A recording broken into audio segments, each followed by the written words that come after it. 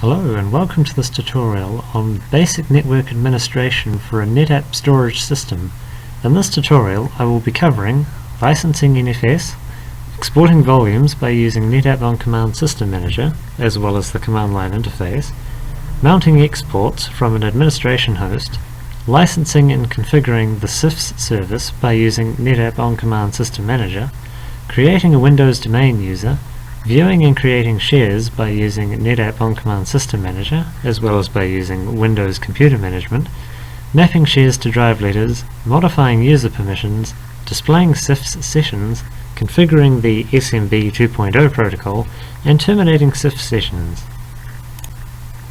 There are also a few prerequisites that you will need before you begin this tutorial. They include a Windows client virtual machine with NetApp On-Command System Manager and PuTTY installed, a Linux client virtual machine, a domain controller virtual machine with Active Directory and DNS roles installed, and a NetApp Data ONTAP 7 mode virtual machine. Now all of these will need to be networked together.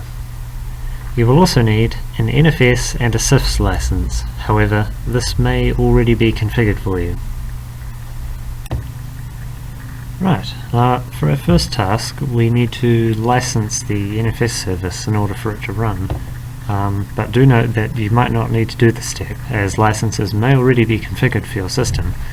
So to begin you'll need to open up the NetApp On-Command System Manager, and then from there you want to navigate to Configuration, System Tools and Licenses, and then here you can see all the licenses that you have.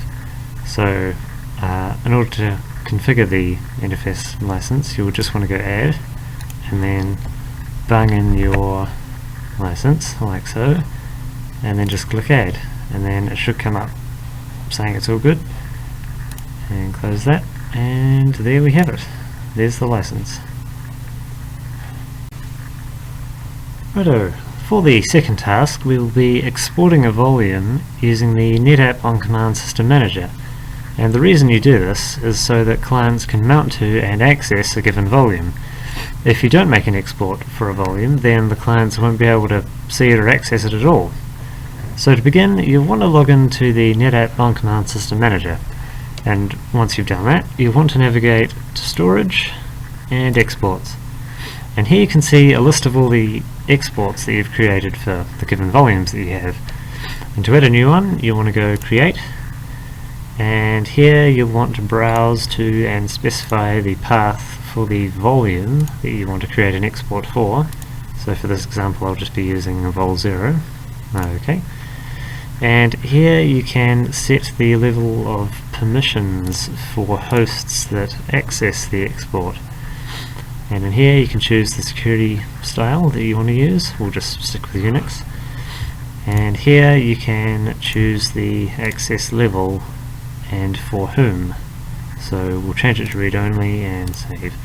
And you can also add in an individual client name or IP address and give them a different permission if you so choose. And we're going to modify, yep. And there we have it. Right. So now the new export for the volume shows up in the list, and if any stage you want to remove the export you can just select it and click delete like so, and that volume will no longer be shared. For the third task we will be exporting a volume using the command line interface of the storage system. So first of all you're going to want to open up a console for the storage system and log in if you haven't already done so. Next we want to view the available exports. So we'll put in this command here, read file /etc/exports, and here we can see all of the exported volumes and such, including our vol0 from the last task. And there's another command that we should look at, this one here called options nfs.export.autoupdate. Basically that's set as on by default, and whenever you create a new volume it will be automatically exported, which is quite handy. So now we want to create a new volume to test this, like so.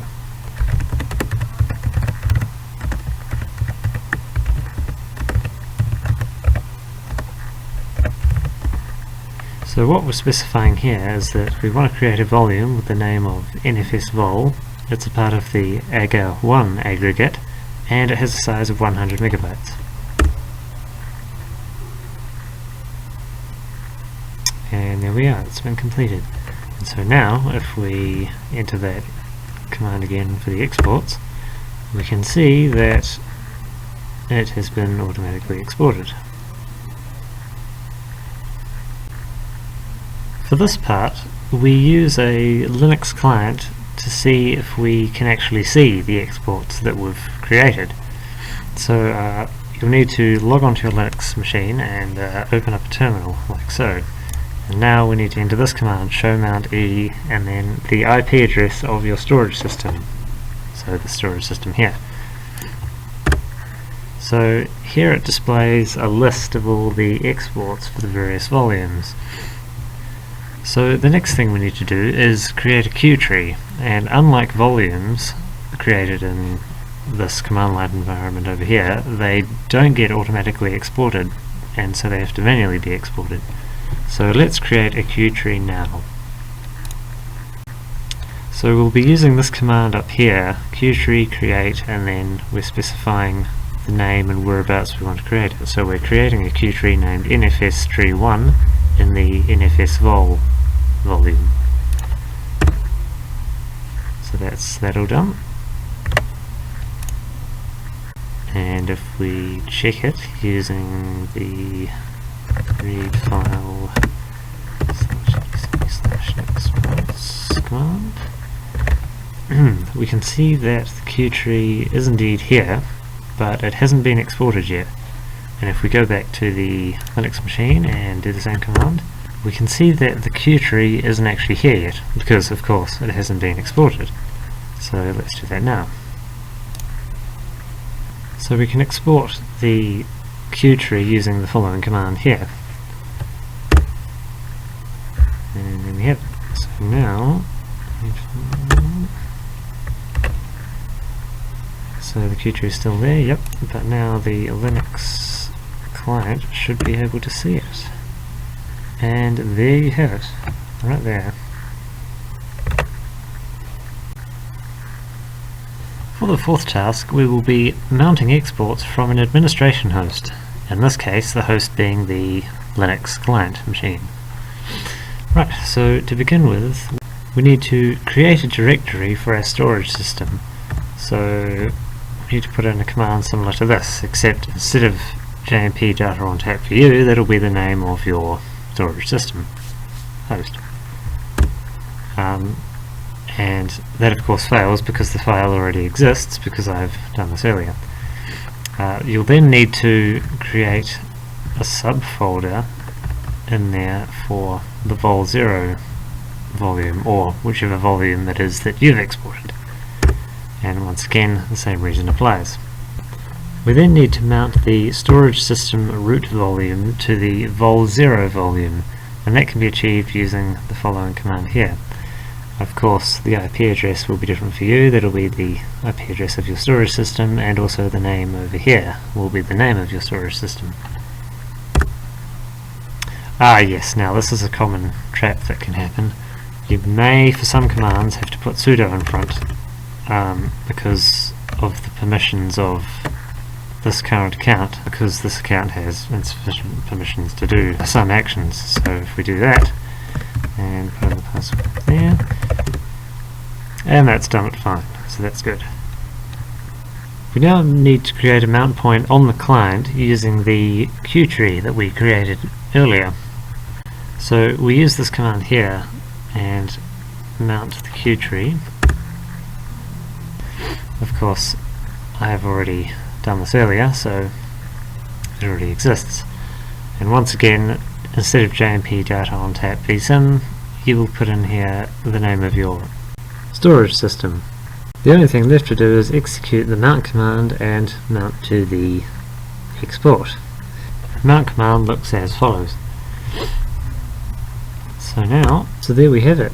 You've successfully mounted an export from an administration host. For the fifth task, we will be licensing the CIFS service using NetApp On-Command System Manager. This task is basically the same as the first task, but for CIFS rather than for NFS. So first of all, make sure you're logged into the NetApp On-Command System Manager via your Windows client. From there, you want to navigate to Configuration, System Tools, Licenses. And here you can see all of the other licenses, such as the NFS license we added earlier.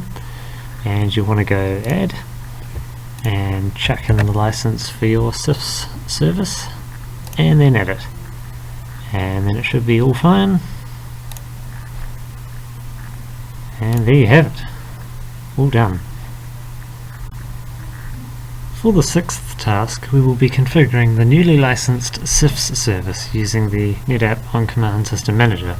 So make sure you're logged into that, and from there you want to navigate to Configuration, Protocols, CIFS. And as you can see, the CIFS service hasn't been configured yet, so let's do that now. Click on Setup, and Next. And you can choose between NTFS only style permissions, which only allows for Windows, or you can choose multi-protocol, which allows for Unix permissions and thus Linux environments as well. So let's go with multi-protocol. You can also choose between an Active Directory style setup or just having it apply to local user accounts. So let's stick with the default. Right, and here you need to enter in your domain name. And down here you need to enter the credentials for a domain administrator.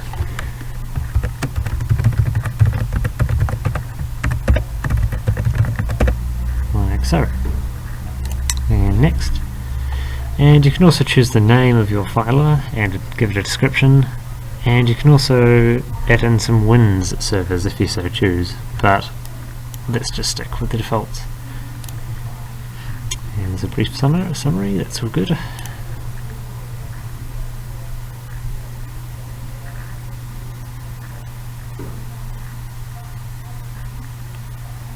Well, looks like it's doing its thing. Oh, there we go, and the CIFS setup has been completed. So the service is now started and it's running. And there's some more information there. For the seventh task, we will be creating a new Windows domain user. So you want to open up your domain controller, and then from there you want to open up the Active Directory users and computers. Right, and from here you want to expand your domain and right click on the users folder and create a new user. Pretty easy so far, right? So we want to give them a name.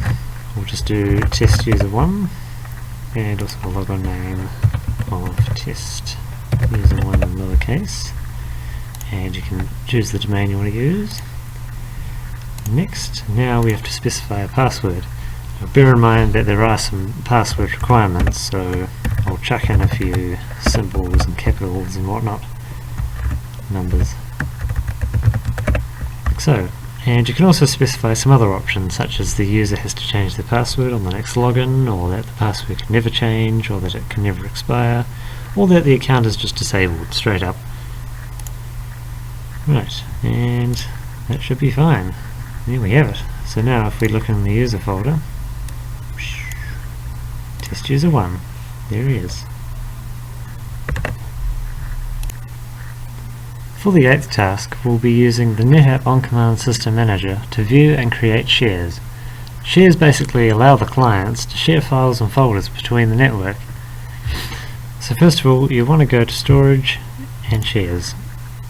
And you can see here that there's a few default shares that show up. Now, for this, I'm assuming that you have a volume and a queue tree set up at least. So to add a new share, you'll want to go to Create. And now you want to browse to the folder that you wish to share. So we'll navigate through here, select the aggregate, select the volume, and then select the queue tree that you wish to share. And you can even add in a comment if you want. create.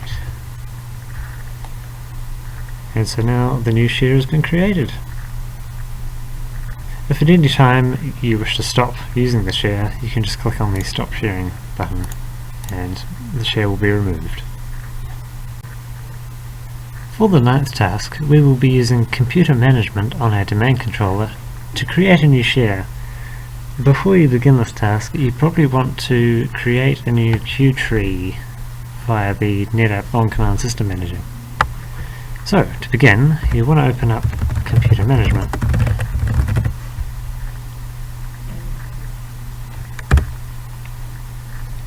Right, now, from here, you'll want to go Action, Connect to another computer, and you'll want to put in the IP address of your storage system.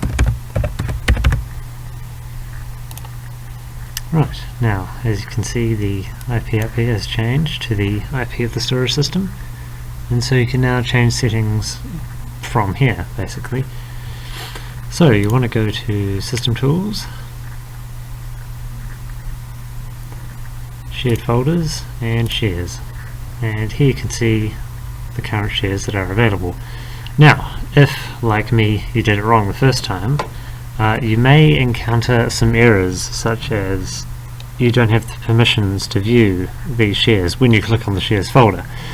Now that was because when I did it, I tried to do it from my Windows client, who of course didn't have the permissions at the time. So I found that I could only get to this point by using a domain administrator and doing it from the domain controller virtual machine. So once you're in here, you want to right click and go New Share, and it comes up with a wizard here. So go Next, and you want to put in the folder path for the share, for the queue tree rather, like so, and go Next. And you can also create a name for the share and a description. So sifs 3 share, like that. Next. You can also customize the permissions for who can access the share, so you can use some preset ones here, or you can customize and create your own ones, which is what we'll do. So we will add in the user that we created in one of the previous tasks, test user 1 I believe it was. So find now, and there he is, test user 1. Okay, so we'll give test user 1 full control and finish. And you can also click this if you want to add another share, if you're doing like a batch load of adding shares. And as you can see, the new share has appeared in the shares list. For the 10th task, we will be mapping one of the shares that we have created to a drive letter on the Windows client. So first of all, you're going to want to open up Windows Explorer, and now from here you're going to want to click on the Computer tab, Add Network Drive tab, and Map Network Drive. So you can choose any drive letter available that isn't currently in use, and then you have to put in the IP address and the name of the queue tree that you wish to share. So it's tree 3. Oops. Oh, there we go. You can also choose to reconnect at sign-in, so whenever the user logs back in, you can choose to have the share show up again, or it could just be a once-off if you leave it unticked. And you can also connect using some different credentials. So here I have to log in with my domain administrator.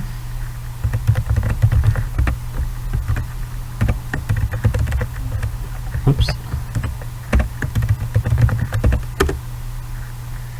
And here we go. So there's the drive, and if we go back to this one, you can see that it's been added just here. So I have a couple of files in here. Oh. Well, there we have it.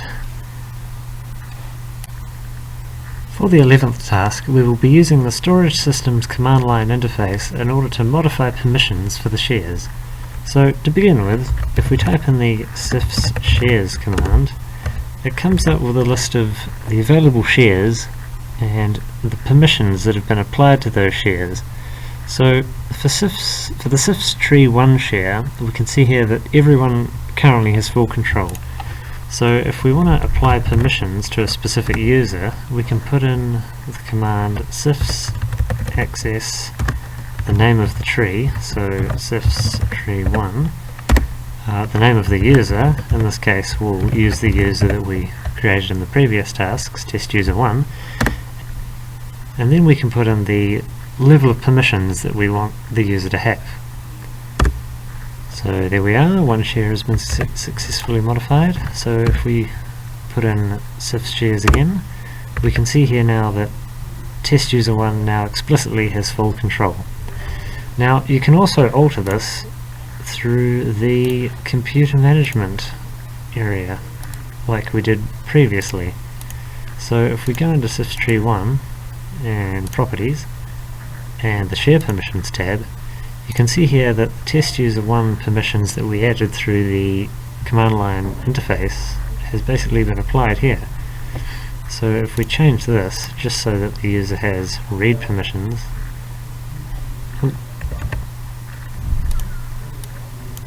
and apply that, and if we go back to the command line interface and do CIFS shares again, you can see that changes have been applied so that the test user 1 only has read permissions. For the 12th task, we will be looking at the various ways in which you can see the current active CIFS sessions.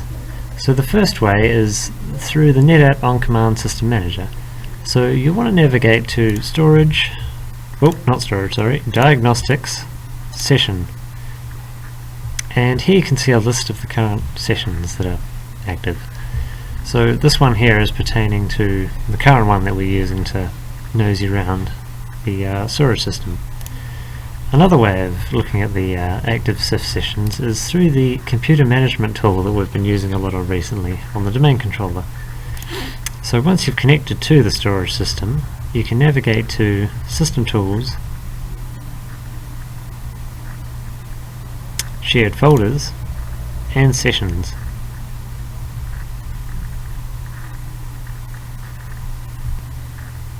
Here you can see that there are two sessions, as there is now one for the NetApp On-Command System Manager and another one for the computer management program here. The final way you can check out the CIFS current sessions is through a command on the storage system's command line interface.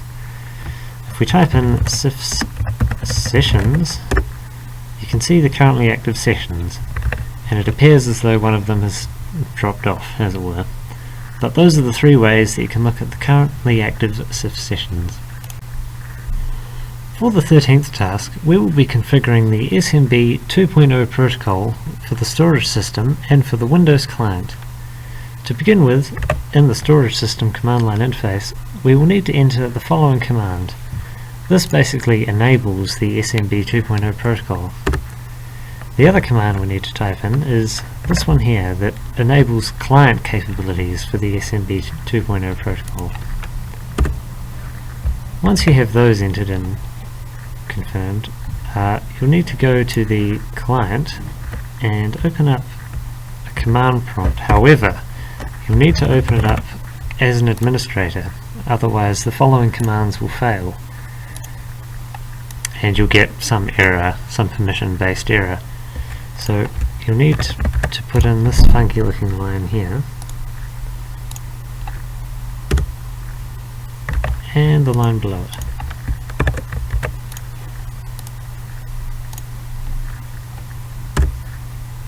Right, now you need to open up a run prompt and put in the address for your storage system, and you should be able to access it like so. Then you want to go into the home directory and go back to the storage system command line interface, and you want to enter the command of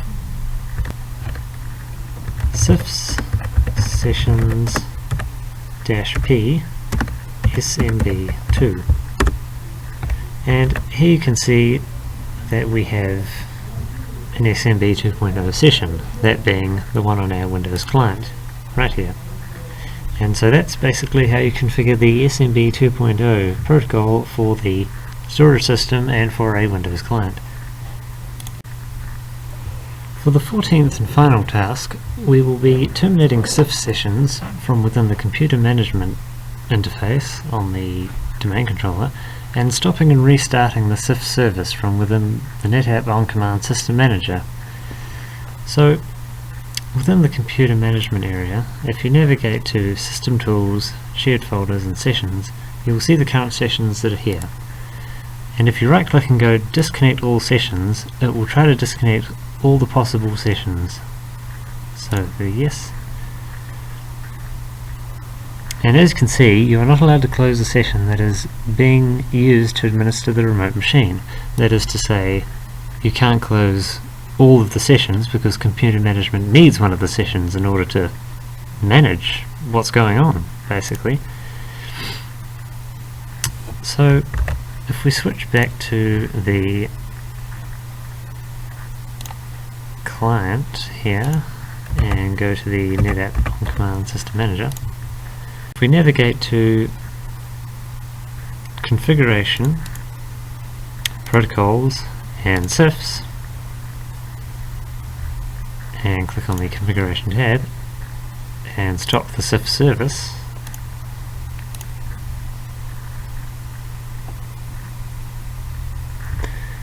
you can now see that when we navigate to Diagnostics and CIFs, okay, there are no current sessions available anymore because, of course, the service has been stopped.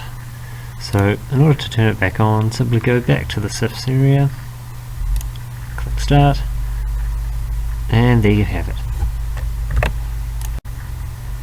Well, that concludes this tutorial for carrying out some of the basic administrative functions on a NetApp storage system. I hope you've learnt something and thank you for listening.